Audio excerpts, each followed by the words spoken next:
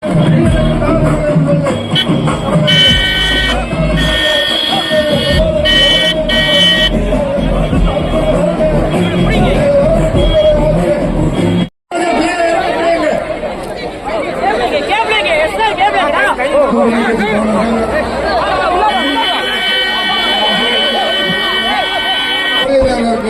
ஓரமா பேசுறீங்க, கொஞ்சம் வாங்க, இல்லைன்னா சைடு பண்ணுறீங்க. புகைப்படக்காரர்களை மறைக்கிறது தயவுசெய்து வாங்க, கொஞ்சம்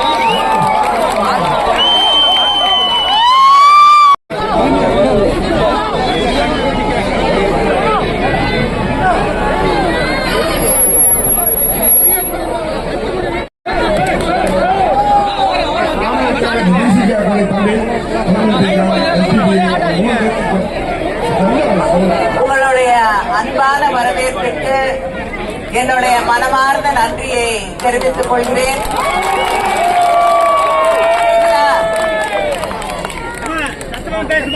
இந்த சிறப்பான வரவேற்பை உச்சி வெயில் நேரத்திலும் நம்முடைய மாவட்ட கழகத்தின் செயலாளர், நாடாளுமன்ற உறுப்பினர் நாமக்கல் ராஜேஷ் அவர்களே, மாநில நிர்வாகிகள் பிரியா அவர்களே, ரேகா பிரியதர்ஷினி அவர்களே,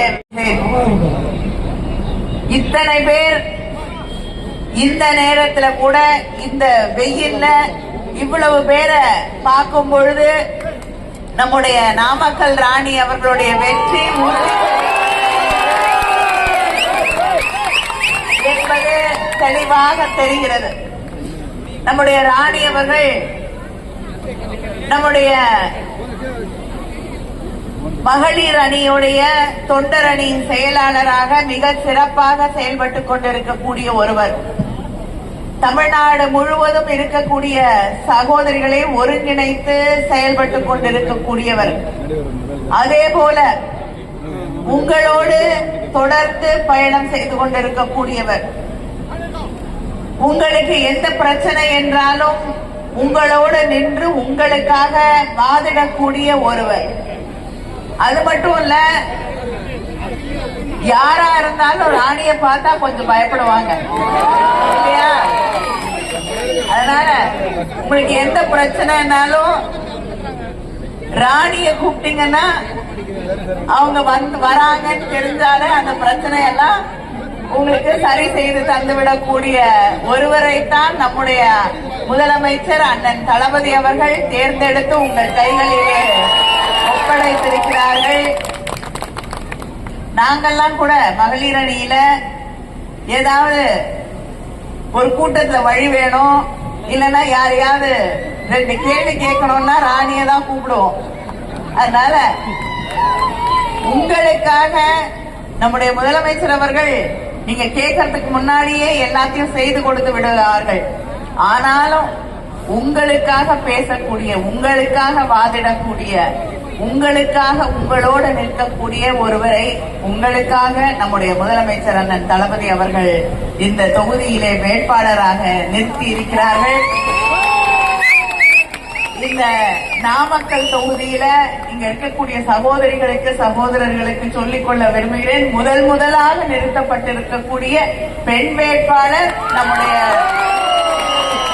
நாமக்கல் ராணி அவர்கள் தான். அதனால அவரை ஒரு மிகப்பெரிய வெற்றி பெறக்கூடிய அளவிற்கு நீங்கள் அவருக்காக உழைத்து அவரை வெற்றி பெற செய்ய வேண்டும். நம்முடைய அண்ணன் தளபதி அவர்களுடைய பெயரை சொல்லி மக்களிடம் திராவிட முன்னேற்ற கழகத்திற்காக வாக்கு கேட்கும் போது நாம் உரிமையோடு வந்து வாக்கு கேட்கிறோம், பெருமையோடு வந்து வாக்கு கேட்கிறோம். ஏனென்றால் மக்களுக்கு தந்திருக்கக்கூடிய வாக்குறுதி எல்லாம் நிறைவேற்றி கொடுத்திருக்கோம் சொல்லிட்டு வந்து இந்த தேர்தலிலே நாங்கள் வாக்கு கேட்கிறோம். மகளிர் உரிமை தொகை தருகிறேன் என்று சொல்லி அதை நிறைவேற்றி இருக்கக்கூடிய முதலமைச்சர் அண்ணன் தளபதி அவர்களுடைய பெயரால் வந்து வாக்கு கேட்கிறோம். 1000 ரூபாய் மகளிர் உரிமை தொகை இன்னைக்கு தமிழ்நாடு முழுவதும் 1,31,00,000 பேர் அந்த மகளிர் உரிமை தொகையை வாங்கிக் கொண்டிருக்கிறார்கள். ஒரு மாசம் பொறுத்து மறுபடியும் முத்துவேல் கருணாநிதி ஸ்டாலின் அவர்களுடைய ஆட்சி, திராவிட மாடல் ஆட்சி, திராவிட முன்னேற்ற கழக ஆட்சி. அந்த ஆட்சியிலே 1000 ரூபாய் 2000 உயர்த்தி வழங்கப்படும். எல்லா பகுதியிலும் இப்ப 2 விரல காட்ட ஆரம்பிச்சிட்டீங்க திமுக கூட்டத்துல இல்லையா? ஏன்னா இனிமேல 2 விரல்னா 2000 ரூபாய் தான். நம்முடைய எடப்பாடி பழனிசாமி யாரோட கூட்டணி வச்சிருக்காரு? பிஜேபியோட கூட்டணி வச்சவங்களுடைய நிலைமை எல்லாம் என்ன ஆச்சுன்னு உங்களுக்கு நல்லா தெரியும். பீகார்ல நிதிஷ்குமார் எத்தனையோ முறை முதலமைச்சராக இருந்த அவருக்கு இன்னைக்கு மாநிலங்களவையில உறுப்பினராகத்தான் அவர் அனுப்பப்பட்டிருக்கிறார், முதலமைச்சர் இல்லை. எத்தனையோ கட்சிகள் அவங்களோட கூட்டணி வச்ச கட்சிகள் இன்னைக்கு இருந்த இடம் தெரியாமல் போய்விட்டது. அதனால எடப்பாடி பழனிசாமி அவர்களே பார்த்து பத்திரமா இருந்துக்கோங்க. இல்லைன்னா தேர்தல் முடிஞ்ச உடனே ஏதாவது ஒரு மாநிலத்துக்கு கவர்னரா தான் உங்களை அனுப்பி வைப்பாங்க. கவர்னர் வேலை கஷ்டம் இல்லை. இங்க ஒரு கவர்னர் இருந்தாரு, நம்மளுடைய சட்டமன்றத்துக்கு உள்ள வருவாரு, 5 நிமிஷம் கழிச்சு வெளியில போயிடுவாரு. அதனால காலில் விழுந்தா மத்தவங்க காலில் விழுறத பத்தி பிரச்சனை இல்லை. இவர் யார் காலில் விழுந்தாலும் அந்த விழுந்த காலை இல்லாம பண்ணிடுறாரு. அம்மையார் சசிகலா அவர்களுடைய காலில் விழுந்து ஆசீர்வாதத்தோடு முதலமைச்சர் ஆனாரு. இன்னைக்கு அந்த அம்மையாருக்கே கட்சியில இடம் இல்லைன்றார். இவருக்கு முன்னாடி அம்மையார் ஜெயலலிதா அவர்கள் தேர்ந்தெடுத்த முதலமைச்சர் OPS அவர்கள். இன்னைக்கு அதிமுக அவருக்கும் இடம் இல்லை. தமிழ்நாட்டை காப்பாற்றணும்னா தளபதியால மட்டும்தான் முடியும்னு அவர் நம்மோட கொண்டிருக்கிறார். இப்படி தமிழ்நாட்டுக்கும் சரி தன்னை வளர்த்த கட்சிக்கும் துரோகம் செய்து கொண்டிருக்கக்கூடியவர். இன்னைக்கு அண்ணா திமுக அமித்ஷா திமுக ஆயிடுச்சு. அதனால அவர் கவர்னரா நிச்சயமா அனுப்புவாங்க. இதை விட நல்ல அடிமை வேற யாருக்கும் கிடைக்காது. எந்த மாநிலத்துக்கு போனாலும் சொன்னதை செய்யக்கூடிய ஒருவர் தான் எடப்பாடி பழனிசாமி. டெல்லியில போய் கியூல நின்று அவர்களை தரிசனம் செய்துவிட்டு வந்து கொண்டிருக்கக்கூடியவரை நிச்சயமா அவங்க கவர்னரா ஆக்குவாங்க.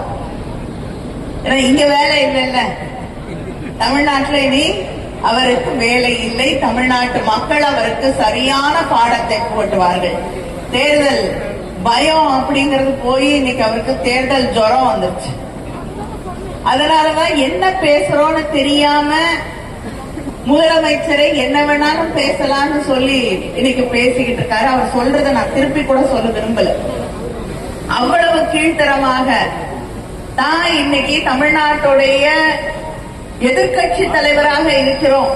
ஒரு காலகட்டத்திலே பேரறிஞர் அண்ணா, பெருந்தலைவர் காமராஜர், தலைவர் கலைஞர் அவர்கள், உங்கள் கட்சியிலே நீங்கள் யாரை பின்தொடர்ந்தீர்களோ அதே புரட்சி தலைவர் எம்ஜிஆர் அவர்கள், அம்மையார் ஜெயலலிதா அவர்கள், அவங்கெல்லாம் இருந்த இடத்துல நீங்களும் இருந்தீங்கிறத மறந்துட்டு இன்று நம்முடைய முதலமைச்சர் அவர்களை அவர் கீழ்த்தரமாக விமர்சனம் செய்து கொண்டிருக்கிறார். இதுக்கெல்லாம் இந்த தேர்தலிலே தமிழ்நாட்டு மக்கள் அவருக்கு சரியான பாடத்தை புகட்டுவார்கள்.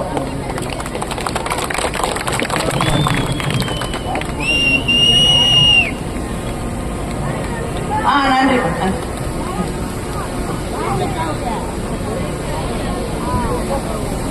அவருக்கு சரியான பாடத்தை புகட்டுவார்கள். இதுல வேற சொல்லிக்கிறார், போன தேர்தல்ல எனக்கு நாடாளுமன்ற தேர்தல்ல நான் பிஜேபியோட போனதே தப்பு, இனிமேல எனக்கும் அவங்களுக்கும் ஒட்டும் இல்லை, உறவும் இல்லை, நான் இஸ்லாமிய சகோதரர்களுக்கு தவறு செய்து விட்டேன் என்று சொன்னவர் இந்த தேர்தலில் மறுபடியும் மேடையில போய் அவங்களோட கைகோத்து நின்றுட்டு இருக்கார். இப்பொழுது சொல்கிறார் நான் பிஜேபியோட ஒன்றிய அரசாங்கத்தோட அமித்ஷாவோட பிரதமரோட இணக்கமாக இருந்ததாலதான் தமிழ்நாட்டுக்கு நிறைய திட்டத்தை கொண்டு வந்தாங்க. என்ன திட்டத்தை கொண்டு வந்தாரு? ஒன்னும் கிடையாது. நம்முடைய மாணவர்கள் மருத்துவக் கல்லூரியில போய் படிக்க முடியாத நீட் தேர்வுகளை கொண்டு வருவதற்கு இவரும் காரணமாக இருந்தார். சிறுபான்மையினருடைய குடியுரிமையை பறிக்கக்கூடிய CAA கொண்டு வரப்படுவதற்கு இவரும் ஒத்துழைத்தார். இன்னைக்கு மின்சார கட்டணம் ஏறிக்கிட்டே இருக்கு. அம்மையார் ஜெயலலிதா அவர்கள் கூட கையெழுத்து போடல உதய் மின் திட்டத்துல. ஆனா அதுல கையெழுத்து போட்டு இன்னைக்கு தமிழ்நாட்டு மக்களுடைய துன்பத்திற்கெல்லாம் காரணமாக இருக்கக்கூடியவர் எடப்பாடி பழனிசாமி. அதுதான் அவர் கொண்டு வந்த திட்டம். விவசாயிகளுக்கு எதிராக கொண்டு வரப்பட்ட சட்டங்கள், அந்த சட்டங்களுக்கு ஆதரவு தெரிவித்தவர் தான், அந்த திட்டத்துக்கு ஆதரவு தெரிவித்த திட்டத்தை தான் எடப்பாடி பழனிசாமி போட்டார். இன்னைக்கு நம்முடைய சகோதர சகோதரிகள் 100 நாள் வேலை, அந்த 100 நாள் வேலை கூட கிடைக்காம போறதுக்கு ஒரு சட்டத்தை மோடி அரசாங்கம் கொண்டு வந்திருக்கிறது. அதை எதிர்த்து போராடி கொண்டிருக்கக்கூடிய முதலமைச்சர் நம்முடைய முதலமைச்சர் அண்ணன் தளபதி அவர்கள். ஆனா அந்த திட்டத்துக்கு நிதி கொடுக்கறது இல்ல மோடி உடைய ஆட்சி.